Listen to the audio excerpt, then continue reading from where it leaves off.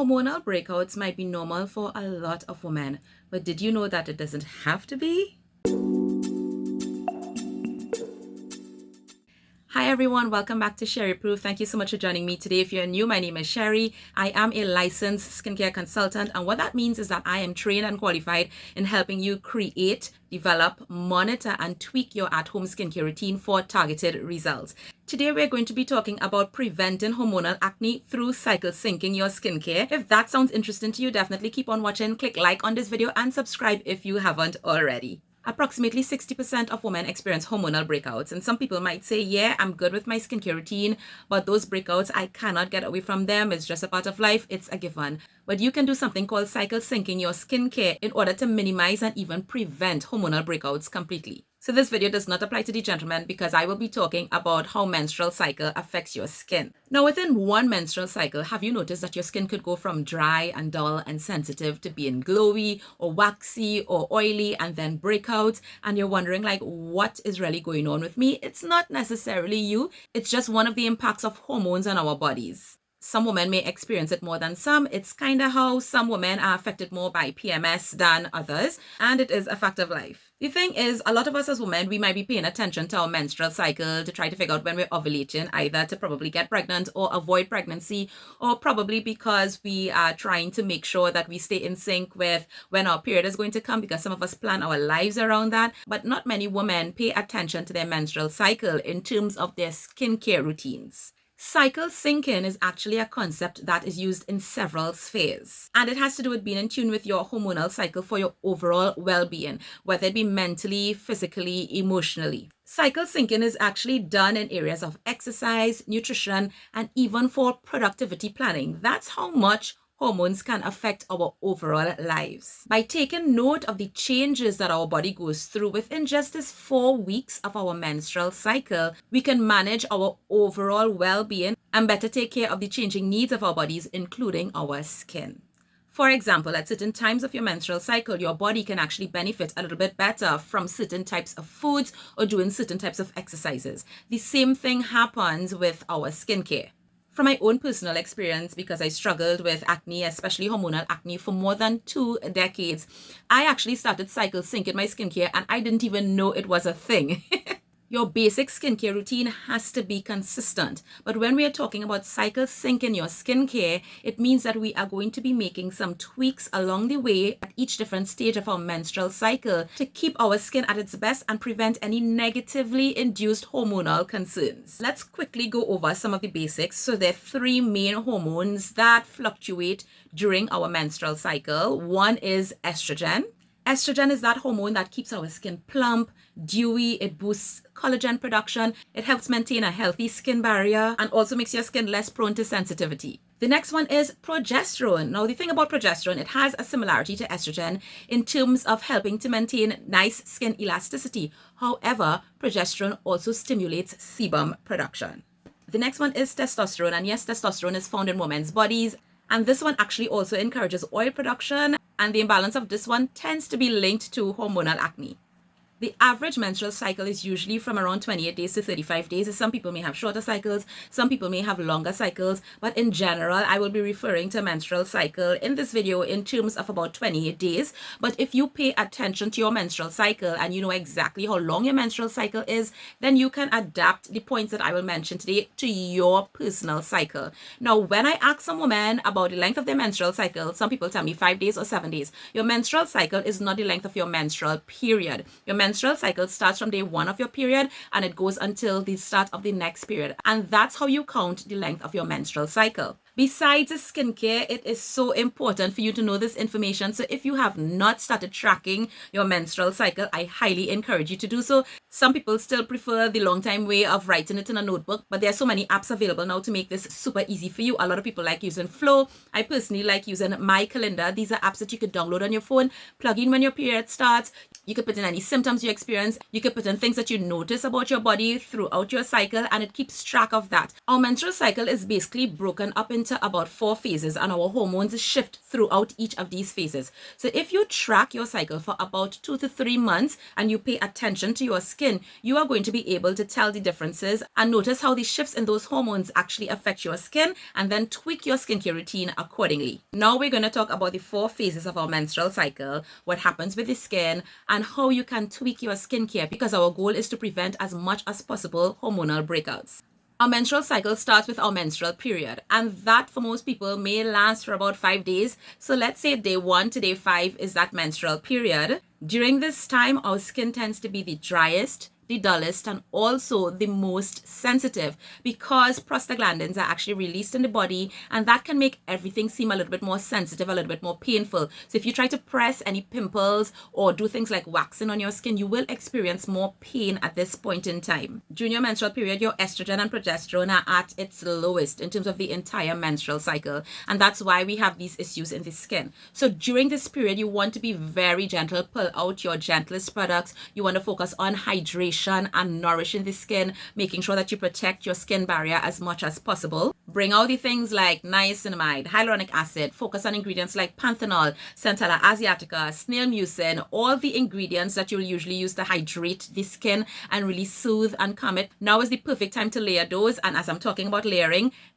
essences here is so amazing. So even if you find that just before your period, when your skin is a little bit oilier, you don't want to layer as much, this week, this first week where you're actually having your period, is the time to layer on the hydration. Using facial masks to soothe, calm, and hydrate the skin is also a really good idea. So pull out your hydrating wash-off masks or sheet masks and treat yourself during this time of the month. You also might want to try to avoid stronger exfoliants. Things like at-home peels will be a little bit extra sensitive on the skin, and because your skin barrier could be at its most compromised state at this point in time, you really don't want to be using such strong products. And you might be tempted to book a facial during this time because you may be dealing with some pimples as well, but this is actually the worst time of the month to book a facial, because if they are going to do extractions, it is going to be the most painful time for you, and your skin is also at its most sensitive state. But once we get past the period, we go into the follicular phase of our menstrual cycle. This is usually, let's say, between days 6 to 12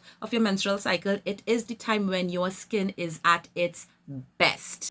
Estrogen is increasing, your skin is producing the most collagen that it does at this point in time of the month. You have more moisture retention in your skin, so your skin looks naturally glowy, plumped, radiant. This is actually a really good time to do any more intensive treatments, those at-home peels that I mentioned. You can also book a facial this week if you would like to, but this second week or the follicular phase is actually the best time to bring in new products in your skincare routine. Your skin barrier is at its best. Your skin could actually handle newer products best at this time, and you can therefore monitor and see how your skin is going to react to new things. And then we get to ovulation, which is usually mid-cycle for most of us. So let's say that's around day 13 to day 14. The hormones are actually starting to shift. Estrogen is peaking. Testosterone is also starting to climb around ovulation, because our body is going to go through a particular process to release that egg. Now, right after ovulation, we enter into the luteal phase, which is going to be the last phase, or usually the last 2 weeks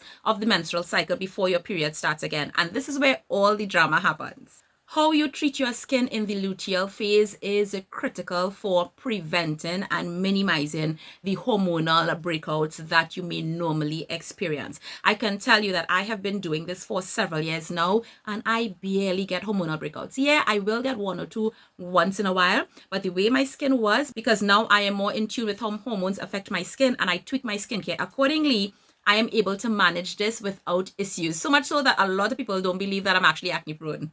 In this phase, we want to focus heavily on steps that we can take to prevent and treat. Now, you should have been doing your gentle, consistent exfoliation with your AHAs, your alpha hydroxy acids, maybe your PHAs, if you're a little bit more sensitive. But if you are someone who gets hormonal breakouts and generally for the rest of your month your skin is clear, you should have a BHA like salicylic acid on hand, and now is the time to bring that in. You may not have needed it so much in week 1 and week 2 of your menstrual cycle, but from week 3, you definitely want to start using and bringing in that salicylic acid. Now, I personally like the Cos de Baja 4%, but most people don't need that. The salicylic 2% 2% Paula's Choice. Any 2% salicylic acid that you can get your hand on should be enough. If you are using retinol, excellent. Continue with your retinol. Retinol is going to be very, very important. In this phase, sebum production in the skin is also starting to increase a little bit, and retinol is excellent for helping to also manage sebum in the skin. Retinol is not something that works overnight. You will really see the benefits of retinol after about 3 months of consistent use.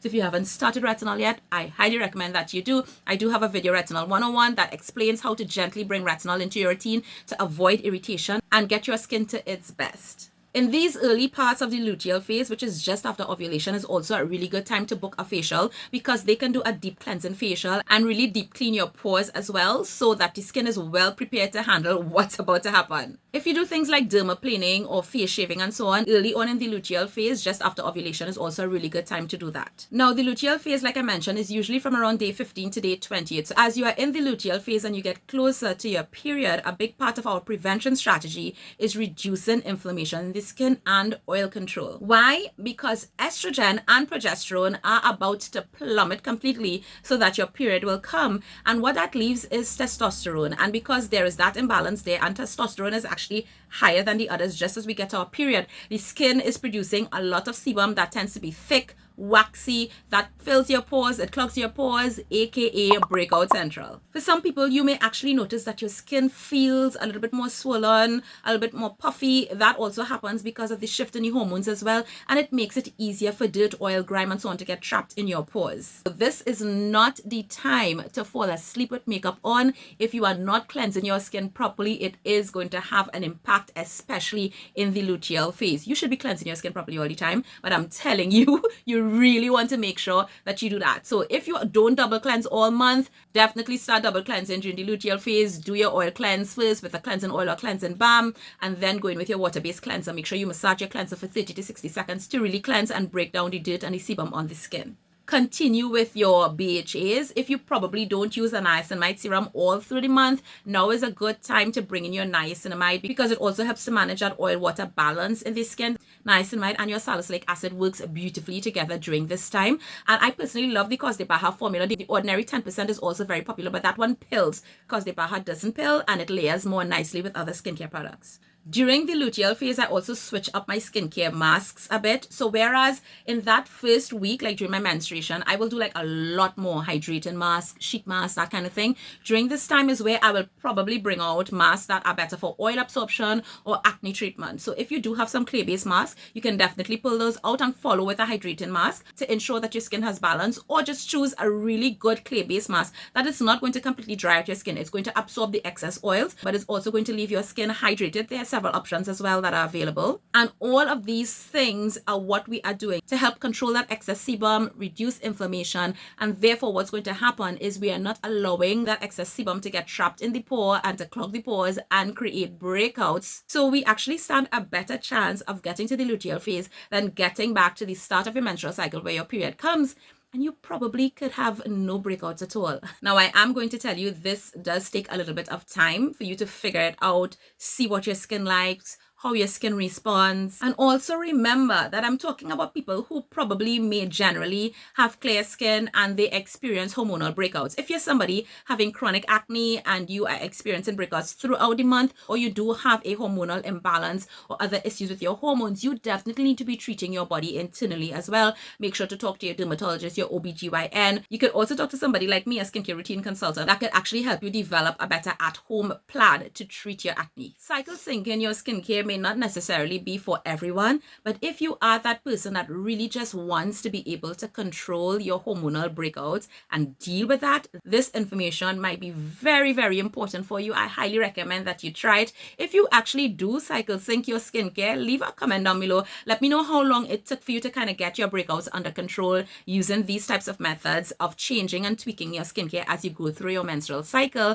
I'd love to hear about it in the comments down below. If you do like this content, remember to like this video. It helps me a lot. Subscribe if you haven't already, and I will see you guys again in another video. Take care. Bye.